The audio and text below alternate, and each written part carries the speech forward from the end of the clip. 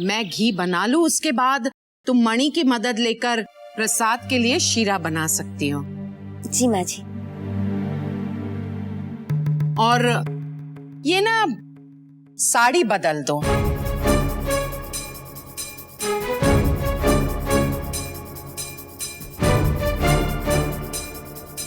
अब त्योहार का दिन है तो अच्छी साड़ी पहन लेना।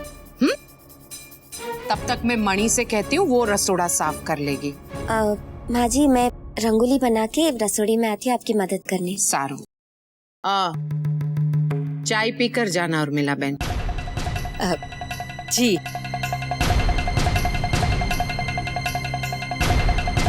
अरे वेवान जी, आप खड़ी क्यों हैं? आइए ना, बैठिए। राशि, अपनी मम्मी के लिए चाय, नाश्ते, मिठाइयों का प्रबंध करो बेटा। नहीं मम्मी जी, मैं इन्हें अपने कमरे में ही ले जाती हूँ। चलिए मम्मी। वैसे भी यहाँ बात करते करते अगर मामूली बात भी निकल गई तो न जाने इसका क्या मतलब निकाला जाएगा।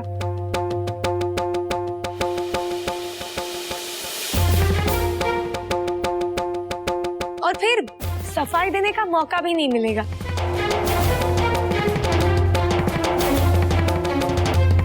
वैसे भी इस घर में तो सिर्फ पुरानों की ही चलती है।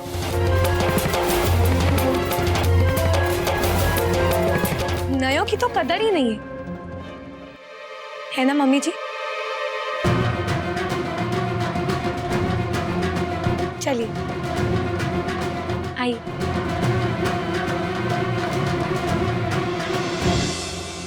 तू पागल थे गई चकेशु? मम्मी, मैंने जो किया वो बिल्कुल ठीक किया। और वैसे भी मैं बिल्कुल पागल नहीं हूँ। पागल तो मैं पहले थी, जो सबके ताने सुना करती थी। लेकिन अब मैं सबको अपनी औकात पे ले आई। राशि, ये तूने क्या मम्मी? और वैसे भी आपने ही कहा था ना कि तेरी सास तेरे सिर पे बैठने से पहले तू उसके सिर पे चढ़ जा, तो बस मैं उसके सिर पे चढ़ गई। सच्चेज तू सचमुच ही पागल हो गई है।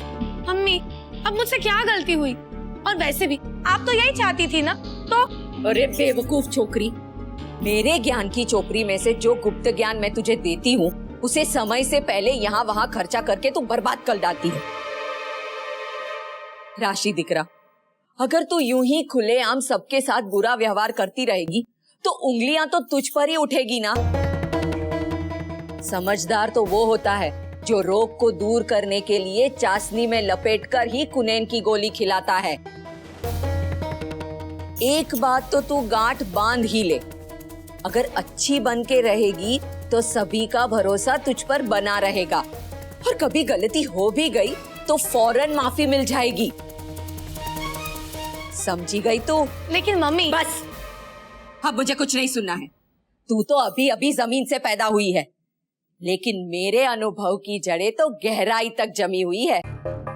बेटा, मारा कहा पर 40 ने तो मजा ही मजा है। अभी देखा ना, एक गलती हुई नहीं कि फौरन ही उसका नतीजा सामने। तोते उड़ गए, गई ना चाबी हाथ से। हाँ, वो तो है। लेकिन मम्मी, उस कागड़ी की चोंच तो मैं उखाड़ के ही रहूंगी। हमेशा मेरे कान के पास काव काव काव करती रहती है। तू घबरा मत दिकरी, ऐसी कलाकारी से उसकी चोंच गायब करेंगे कि हमेशा के लिए शांति ही शांति। सच्ची? मम्मी, लेकिन आप क्या करेंगे उसका? चल, पोतानी आंखों थी जोई ले। अभी तो मैं उसका घी निकालूंगी, घी।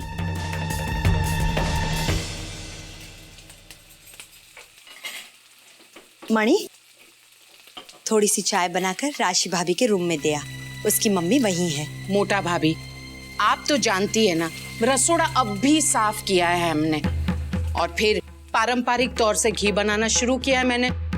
एक बार घी बन जाए, प्रसाद बन जाए, शीरा, उसके बाद ही रसोड़े में सारा काम कर सकते हैं, है ना मोटा भाभी? आप कैसे भूल गई? मैं तो भूल ही गई थी। मोटी बहन,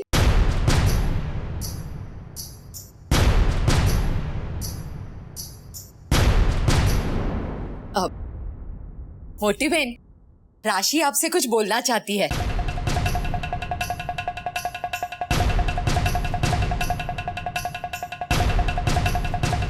मम्मी जी मुझसे बहुत बड़ी गलती हो गई, बहुत बड़ा पाप हो गया।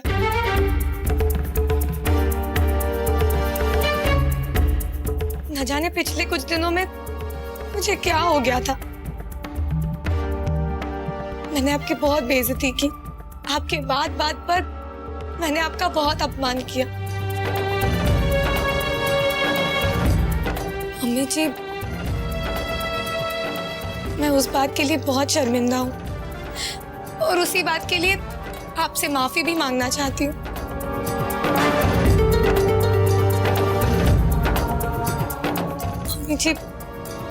मम्मी जी प्लीज मुझे माफ कर दीजिए। मणि डफोड़ जी, जा जल्दी बाहर दौड़ के देख तो सूरज देवता पूरब की बजाय पश्चिम से तो नहीं निकले।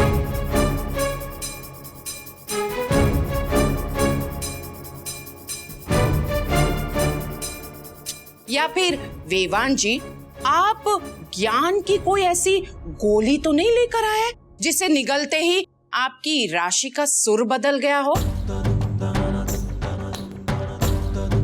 क्यों वेवान जी?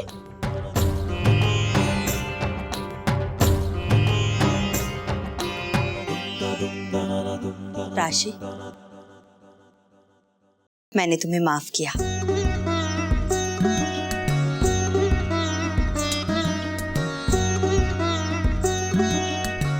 दिवाली के आज शुभ अवसर पर तुम मुझसे माफी मांगो तो ना कहने का तो सवाल ही नहीं उठता। सुखी दाओ दिकरा।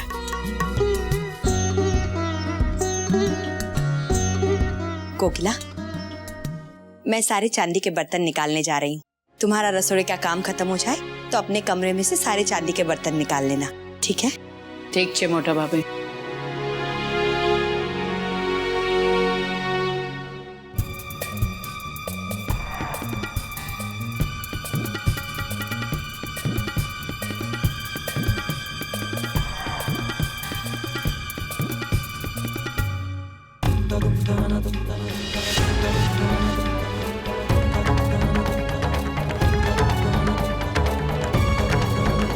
अब मणि डोबी डफोड़ फिर खड़ी हो गई। पानी आप ठंडो। और सुनो मणि, दराज में से वो दिए निकालो। पूरे 101 दिए जलाऊंगी। हर साल दिवाली में जलाती हूँ, वैसे मैं जला लूंगी। उसके बाद तुम, कमला और बाकी लोग दिए जला लेना। अरे वाह, मक्खन तो हो गया।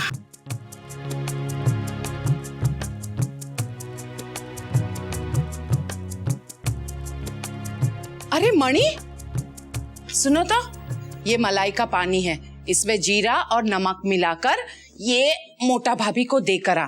उन्हें इस तरह की छाछ बहुत पसंद है। आले, देख लेना मणि, कोई इसे झूठे हाथ से छुए नहीं, वरना ये सारा का सारा घी बेकार हो जाएगा। जी।